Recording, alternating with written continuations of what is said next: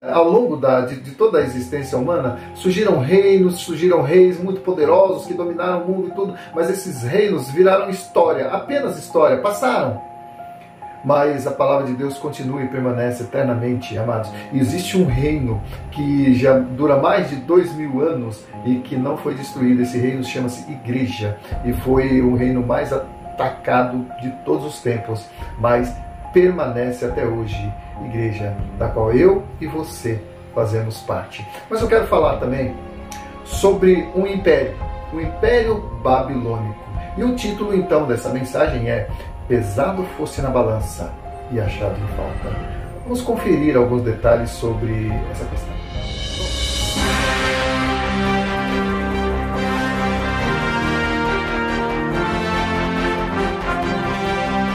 Deus me trouxe à mente então esse acontecimento escrito lá no livro de Daniel, porque olhando assim as coisas que estão acontecendo ao nosso redor, eu falei, puxa vida, estamos vivendo tempos que a Bíblia já previa, e a Bíblia diz que não existe nada novo debaixo do sol. Então, coisas que a gente está vendo acontecer, a gente já, pelas páginas das Escrituras, a gente vê que no passado já aconteceram coisas parecidas, né?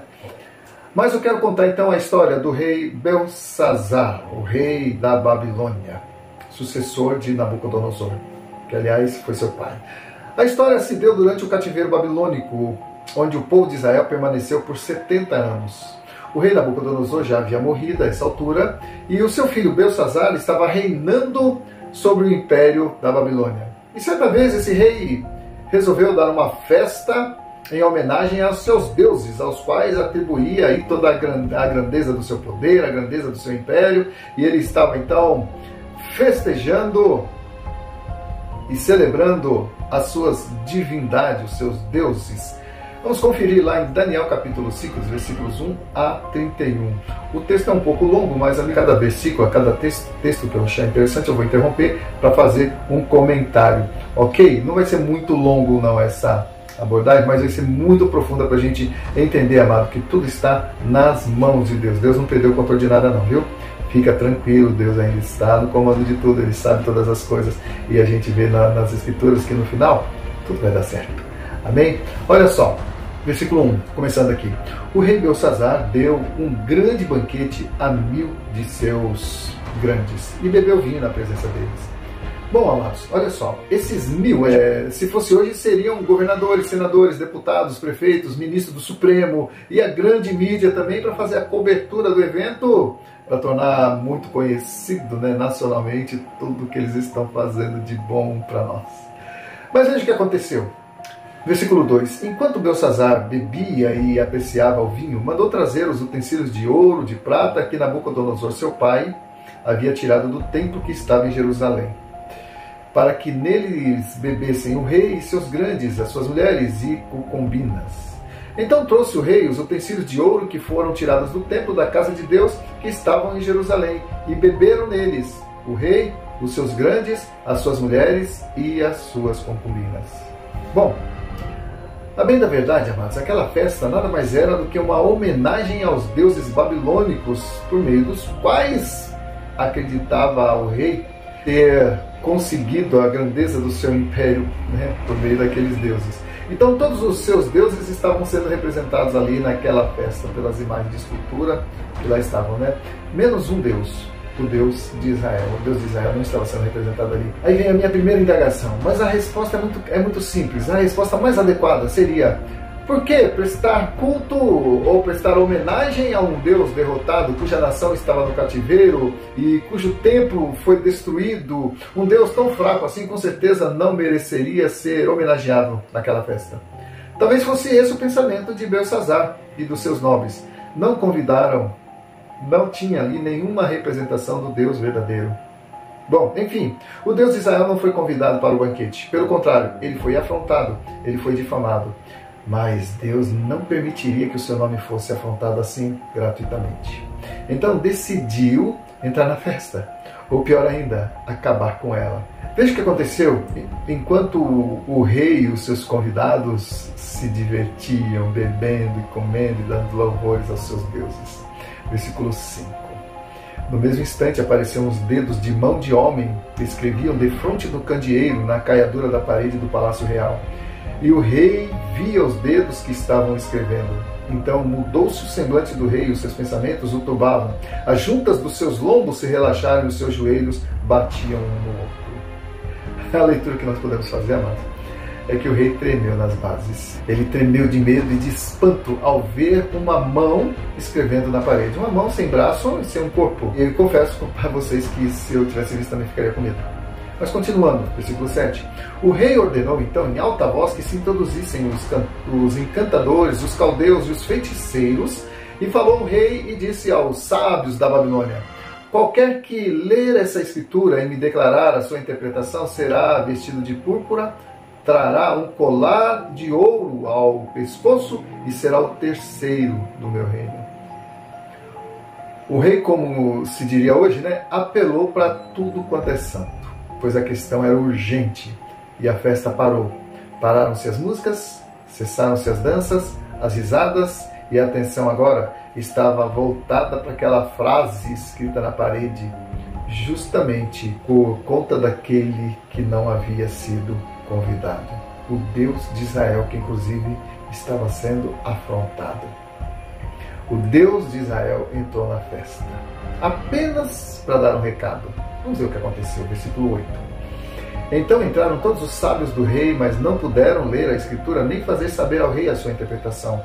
Com isso, se perturbou muito o rei Belsazzar e mudou-se-lhe o semblante, e os seus grandes estavam sobressaltados. Ou seja, o medo e o pavor encheu o ambiente onde eles estavam. E a essa altura, a festa virou um cenário de horror, de terror. Mas continuando, versículo 10. A rainha mãe, por causa do que havia acontecido ao rei e aos seus grandes, entrou na casa do banquete e disse: ó rei, vive eternamente. Não se turbe os teus pensamentos, nem se mude o teu semblante. Há no teu reino um homem que tem o espírito dos deuses santos.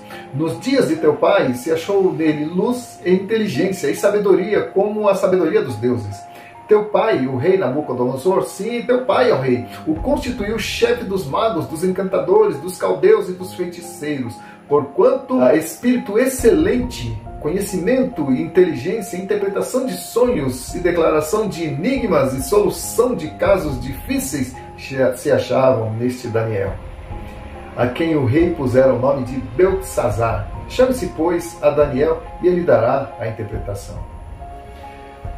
Olha que coisa interessante, amados. Daniel, que até então não havia sido convidado para a festa e nem para desvendar os mistérios, ele estava lá no anonimato, esquecido. Somente a mãe dele se lembrou, a mãe do rei se lembrou de Daniel, pois no passado ela havia presenciado o protagonismo de Daniel na solução de problemas parecidos ou até maiores. No entanto, o rei Belsazzar não considerou, tanto que Daniel sequer foi convidado para essa festa. Mas vamos ver o que aconteceu. Continuando aqui, versículo 13. Então Daniel foi introduzido à presença do rei. Falou o rei e disse a Daniel: és tu aquele Daniel dos cativos de Judá que o rei meu pai trouxe de Judá? Tenho ouvido dizer a teu respeito que o espírito dos deuses está em ti e que em ti se acham luz, inteligência e excelente sabedoria. Acabam de ser introduzidos à minha presença os sábios, os encantadores, para lerem a escritura e me fazerem saber a sua interpretação, mas não puderam dar a interpretação dessas palavras. Eu, porém, tenho ouvido dizer de ti que podes dar a interpretação e solucionar casos difíceis.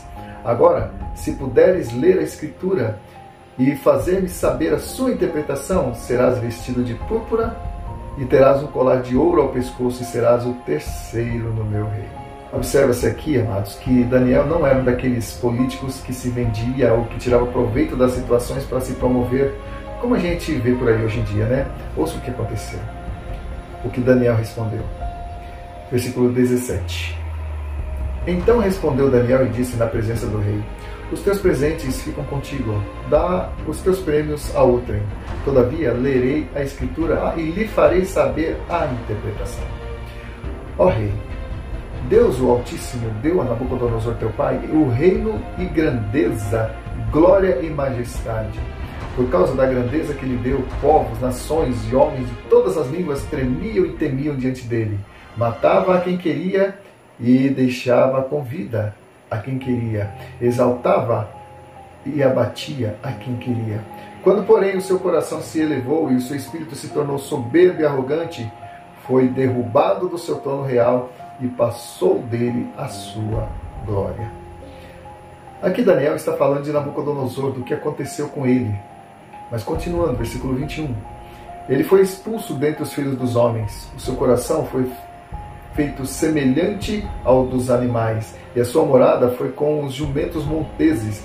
Deram-lhe a comer erva do campo como aos bois, e do orvalho do céu foi molhado o seu corpo, até que conheceu que Deus, o Altíssimo, tem domínio sobre o reino dos homens, e a quem quer constitui sobre ele.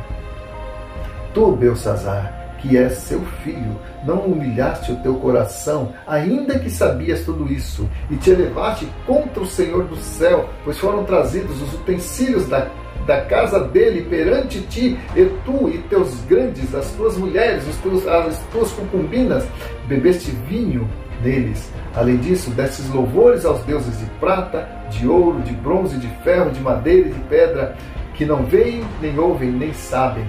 Mas Deus, em cuja mão está a tua vida, e todos os teus caminhos, a ele não glorificastes. Olha só, amados. A conta chegou mais alta do que se previa. Sabe aquelas contas que a gente recebe, que acha que vai vir um valor bem mais, né? Conta de luz, conta de água. Então, né, a conta chegou. E a data de vencimento seria naquela mesma noite. Mas continuando. Versículo 24. Daniel continua dizendo: então, da parte dele, foi enviada aquela mão que traçou essa escritura. E esta, pois, é a escritura que se traçou. Mene, Mene, Tekel e Parsim.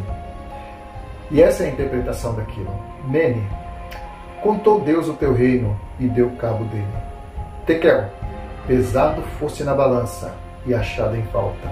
Pérez, dividido foi o teu reino e dado aos medos e aos persas. Então mandou Beltsazar que vestissem a Daniel de púrpura, lhe pusessem colar de ouro ao pescoço e proclamassem que passaria a ser o terceiro no governo do seu reino.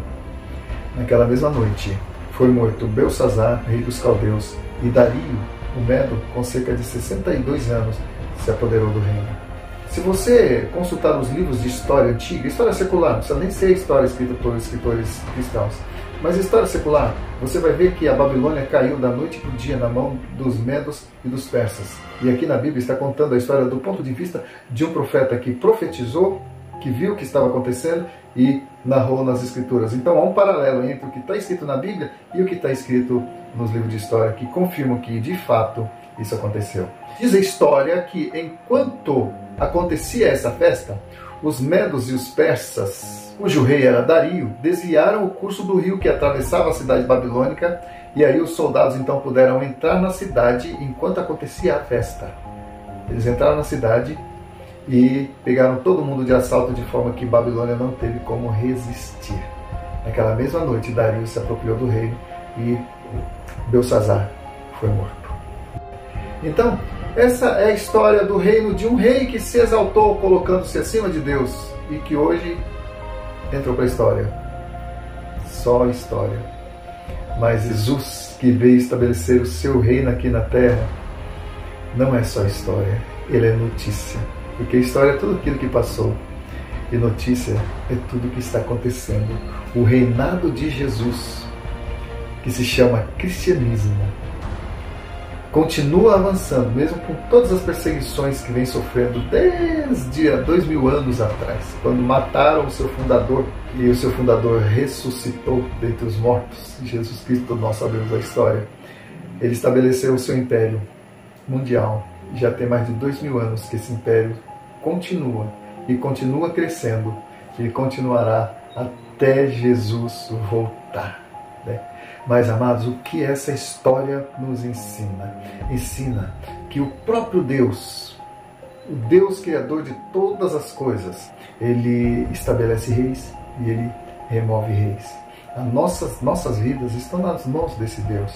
E hoje, quando a gente vê estadistas assumindo o papel de Deus, nossos legisladores promulgando leis injustas, aí nós podemos fazer a mesma indagação que Abraão fez a Deus, quando Deus disse que ia destruir Sodoma e Gomorra.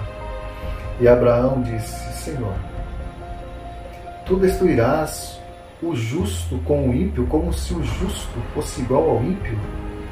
Não fará porventura justiça o juiz de toda a terra? Essa é a pergunta que Abraão fez a Deus. E Deus fala: olha, se eu encontrar 50 justos lá, eu pouparei a cidade por amor deles. O fato é que não tinha. E aí Deus destruiu a cidade. Tirou só a família de Ló.